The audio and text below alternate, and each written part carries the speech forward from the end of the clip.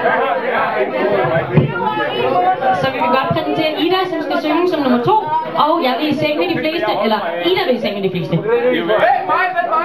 Og ikke lige på sådan en. Man bliver aldrig træt af det, eller?